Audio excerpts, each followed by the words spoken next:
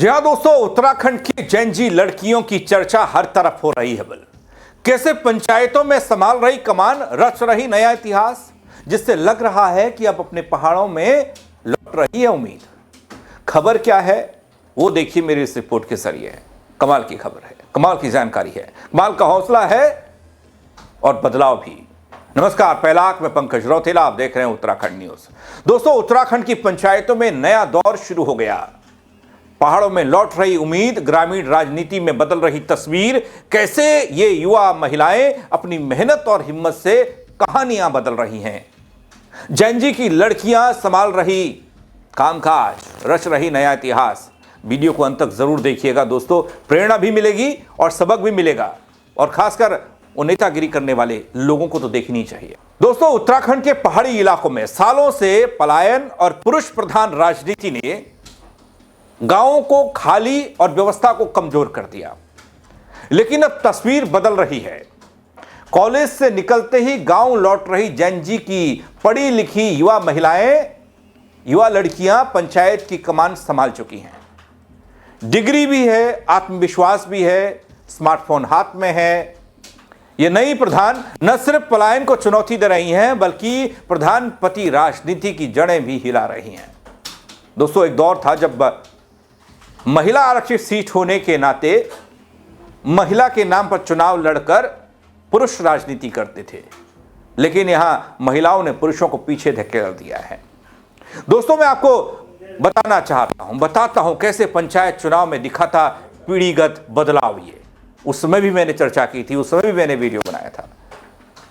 उसके बाद बताऊंगा आपको एक एक कर सिलसिलेवार तरीके से कुछ जो जानकारियां मैं जुटा पाया जिन युवा जेनजी महिला प्रधान के बारे में। अपने उत्तराखंड के गांव की कमान जो महिलाएं संभाल रही हैं उसके बारे में बताऊंगा। दोस्तों, जुलाई के अंत में आए उत्तराखंड पंचायत चुनाव नतीजों में कई गांव में युवा महिलाएं पहली बार प्रधान बनी। परंपरागत रूप से बुजुर्ग पुरुषों के कब्जे वाली सीटों पर अब 20-22 साल की लड़कियां चुनी गई। कुछ ही महीनों में ये युवा प्रधान पलायन, खराब सड़कें, स्वास्थ्य, शिक्षा, शराब जैसे मसलों पर बोलने लगी, काम करने लगी। मूल समस्याओं पर सीधे काम शुरू हो गया। दोस्तों, काम ऐसा कि तारीफ कम पड़ गई। थोड़ा गौर कीजिएगा। कुछ नाम मैं जो खोज पाया उनके बारे में आपको बताना चाहता हूं, समझिएगा। साक्षी रावत लैब की जगह गांव को चुना, पौड़ी गढ़वाल से आती हैं।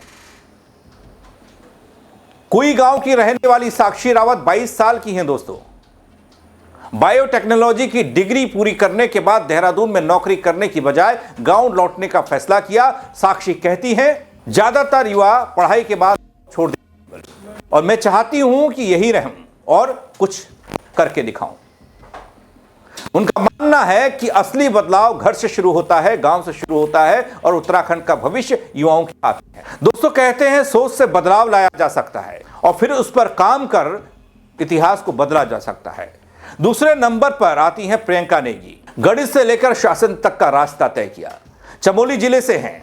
सरकोट गांव की ग्राम प्रधान प्रियंका नेगी 21 साल की हैं। कभी गणतज्ञ बनना चाहती थी। उनके पिता खुद 2 बार प्रधान रह चुके हैं। ब्लॉक बैठक में साथ जाते हुए प्रियंका को समझ आया कि असल गणित क्या है, शासन में है। उनकी प्राथमिकता और सड़क कनेक्टिविटी और जनता के मुद्दों पर पकड़ महज 21 साल में बहुत कुछ बताती है। प्रियंका मानती है कि सड़कें ठीक हों तो पहाड़ की आदि समस्याएं अपने आप सुलझ जाएंगी। दोस्तों, वैसे अपने प्रदेश में व्यवस्थाओं का हाल क्या है ये तो सभी जानते हैं। इन बदलाव की बयार और बदलाव के बयान गांव से आ रहे हैं। अब देखिए ना, अपने प्रदेश के गांव को मजबूत करने के लिए कैसे नेतृत्व और मातृत्व साथ साथ निभाए जा रहे हैं। अगला नाम दीक्षा मंडोली का सामने आता है, उनके बारे में बताता हूं। दीक्षा मंडोली गुलाड़ी गांव चमोली की ग्राम प्रधान है। महज 22 साल की उम्र है। 20 साल की उम्र में शादी हुई। 21 साल में मां बनने के बावजूद उन्होंने नेतृत्व संभाला। अंग्रेजी में स्नातक तक की पढ़ाई। दीक्षा युवाओं में नशे की लत को लेकर काम कर रही हैं। इसे बड़ी चुनौती मानती हैं। वो साफ कहती हैं, अब लोग सीधे हमसे बात करते हैं, किसी प्रधानपति की जरूरत नहीं है। दोस्तों, जेनजी लड़कियों की सोच कमाल की देखने को मिल रही है। जो बात, जो काम, जो भरोसा हमारे प्रदेश के बड़े नेता नहीं कर सकते, नहीं दे सकते, वो युवा जेनजी लड़कियां दे रही हैं, कह रही हैं, करके दिखा भी रही हैं। अब देखना छोटे गांव की बड़ी सोच को है। जी हां, छोटे गांव की बड़ी सोच का मतलब यह है, किरण नेगी एक और नाम जोड़ता हूं। चमोली के चारी गांव, करीब 250 मतदाता यहां पर वोटर हैं। यहां की प्रधान किरण नेगी है, अपने ब्लॉक की सबसे युवा प्रधान हैं। उनका मानना है कि गांव छोटा है लेकिन समस्याएं यहां की बड़ी हैं, चाहे पानी हो, सड़क हो, सब कुछ।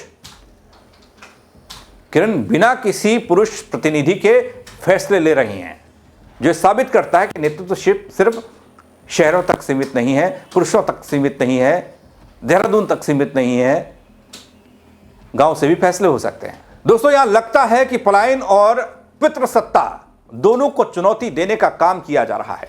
जेनजी प्रधान मानती है कि उत्तराखंड की सबसे बड़ी समस्या ना तो पैसा है और ना ही भूगोल, बल्कि सोच है। गांव में रोजगार, बेहतर स्कूल, मजबूत स्वास्थ्य व्यवस्था, युवाओं को गांव में ही भविष्य दिखाना, यानी बुनियादी बात हो रही है। करने वाले कौन हैं? जेनजी लड़कियां। शायद प्रदेश को इन्हीं जेनजी से उम्मीदें हैं। बड़े सियासी धुरंधरों का ज्ञान तो अब छोड़ ही दीजिए, क्या कहना उस पर, आप सुनते ही रहते हैं, अगल बगल आते ही रहता है। लेकिन आप इस खबर को लेकर, इस मेहनत को लेकर, युवाओं को लेकर, युवा के प्रतिनिधित्व को लेकर, उनके कामकाज को लेकर क्या कहेंगे, ये जरूर बताइएगा दोस्तों, कमेंट करके बताइएगा और शेयर करिएगा, और लोगों को भी प्रेरणा मिल पाए, वो लोग भी सीख पाए। कुछ बड़े बुजुर्ग प्रधान भी गांव में हैं, उन लोगों को भी कुछ देखने और सीखने को मिले, और हमारे प्रदेश की सियासत को भी। मेरे साथ जुड़ने के लिए आप सबका बहुत शुक्रिया दगड़ियों। जय उत्तराखंड।